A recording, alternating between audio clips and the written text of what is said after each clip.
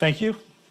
I'm going to talk about what I guess is the good guy in the story today, Crown Prince Mohammed bin Nayef, who I have nicknamed the Prince of Counterterrorism. Saudi Arabia is America's oldest ally in the Middle East. The relationship turned 70 this year. On Valentine's Day, 1945, President Franklin Delano Roosevelt met with the King of Saudi Arabia, King Abdulaziz Al Saud, better known in the West as Ibn Saud, on a cruiser in the Great Bitter Lake in the Suez Canal, and forged an alliance which has lasted now 70 years. It's an alliance based solely on shared interests, especially interests in oil, not based on shared values. The United States and Saudi Arabia share no values in common, but we do share interests.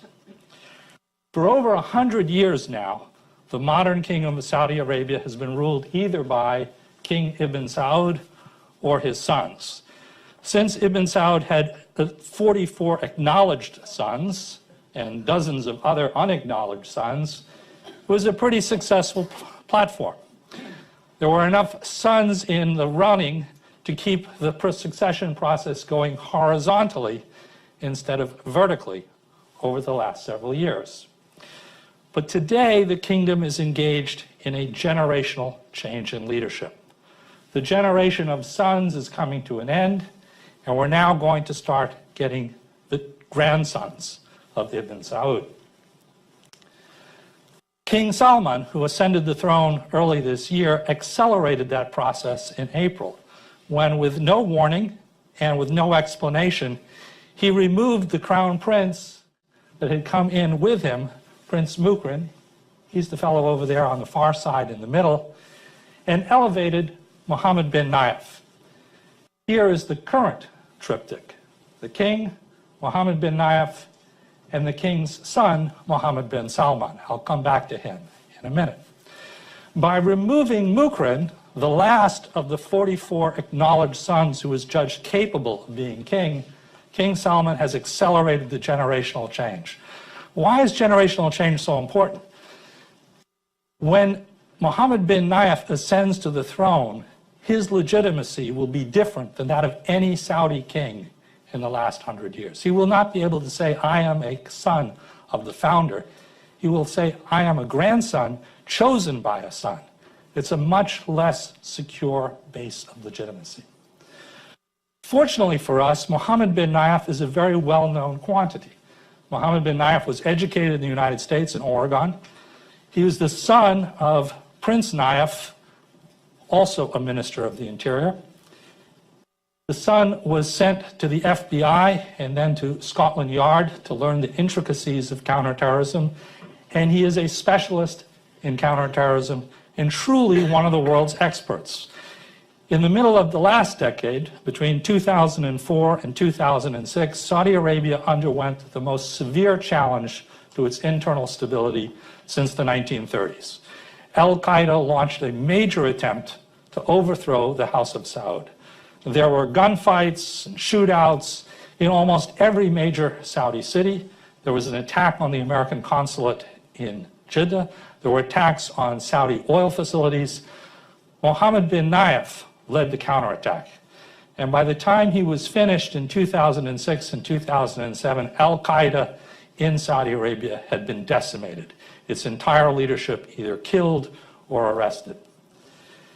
It's now, unfortunately, from the Saudi standpoint, starting to make a comeback, as is the Islamic State, which is also operating in Saudi Arabia. So his talents are very much, again, called to order.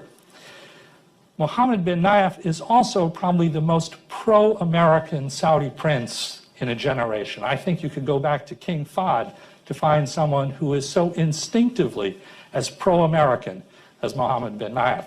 And what's striking about this is his father was anything but pro-American. His father, Prince Nayef, was often called the Black Prince by the expatriate community in the United States. And he detested the United States, and he detested working with the American intelligence services. Fortunately for us, and fortunately for the US intelligence services, Mohammed bin Nayef is much more friendly. So in many ways, if generational change has to occur in Saudi Arabia now, this is the guy you would want to have take over the reins. But there's another phenomenon going on, and you can see it here dramatically, which is the rise of the king's son, Mohammed bin Salman. Look over here. There's a traditional order, pecking order. The king at the top, the crown prince one step down, and the deputy crown prince one step down further. Over here, we have the king in the middle, the crown prince and the deputy crown prince equal in stature. Mohammed bin Salman has accrued and acquired an enormous amount of power in less than 1 year. First question, how old is he? We don't know. Saudi sources, when he became defense minister in January, sort of pointed us to he's 34.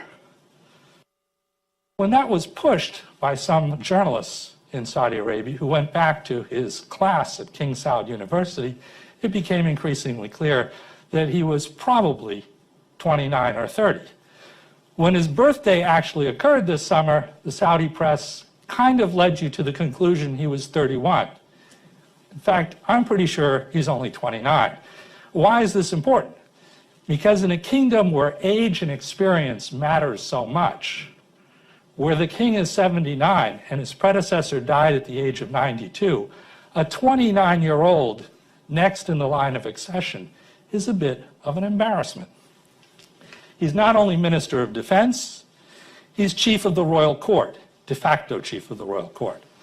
And he has, through the influence of his father, merged his royal court with that of the Crown Prince. So third in line actually controls access not only to first, but also to second. He controls who gets to see his father, and to a certain degree, who gets to see number two. He's also in charge of the committee that decides whether or not Saudi oil policy will be changed, Saudi oil production, soil oil levels. Mohammed bin Salman is an extraordinarily ambitious young man. He is also the face of Saudi Arabia's war, the war in Yemen. Saudi Arabia, with very little warning earlier this year, began airstrikes against the Houthi rebels and former President Ali Abdullah Saleh's loyalists in Yemen. This war has now been going on for about 8 months. It's dragged in several other countries, Egypt, Jordan, Kuwait, Qatar, UAE, Bahrain, Sudan, and others, all fighting on the side of Saudi Arabia. The Saudis, of course, argue that the Yemeni rebels are the cat's paw of their great regional rival, the Iranians. Several countries have opted to stay out, Pakistan and Oman. The war, I think it is safe to say at this point, is a stalemate. The Saudis have been able to recover the city of Aden in southern Yemen, but they have not been able to move on the capital, Sana'a. And secondly, a humanitarian catastrophe. 25 million Yemenis today are on the verge of either starving to death, running out of water, or being bombed into submission. It is Mohammed bin Salman's war in many ways. He is the public face of this. Why the wings? The wings are a symbol of the Royal Saudi Air Force's battle in Yemen. That's what it's supposed to mean behind that. The great tragedy that happened last month at the Hajj, here we get a picture of the Kaaba as it appears today. That's a hotel behind there. Don't worry, if you're not a Muslim, you can't go there, so don't even think about how expensive a one-night stand would be at that hotel, has further raised questions about the competence of both Mohammed bin Naif and Mohammed bin Salman. Mohammed bin Naif, as interior minister, is responsible for ensuring that the Hajj comes off with no tragedies like what happened this year. Clearly, he failed. But the rumor in Saudi Arabia, rumor that is so prevalent, it's been officially denied by the kingdom, is that the reason the tragedy occurred is because Mohammed bin Salman's entourage was moving through the Hajj area at the time and blocked the exits. Whether that's true or not is really irrelevant. It's raised more questions about the rivalry between these two people. and where they might go in the future. Mohammed bin Nayef is, as I said at the beginning, the most pro-American Saudi prince we've seen in well over a generation. He is by inclination inclined to work with the United States of America. He probably will put the kingdom in fairly safe hands. He has been the target of at least 4 assassination attempts over the last decade. One, which came very close to killing him, was when an al-Qaeda terrorist operative appeared to be arguing that he wanted to defect to the kingdom and become a source, but in fact, he had a bomb lodged in a part of his anatomy, which I'm not going to specify because this is a PG audience. Blew himself up. Mohammed bin Nayef, fortunately, was only superficially wounded. Again, he came to the Americans immediately after that, and it was to American Central Intelligence directors that he told the story of what happened, and that's how we know the details today. In his hands, Saudi Arabia will be a secure and serious ally of the United States in fighting the war on terrorism. But he faces severe challenges: low oil income, a potential quagmire in Yemen, and interscene squabbling within the royal family.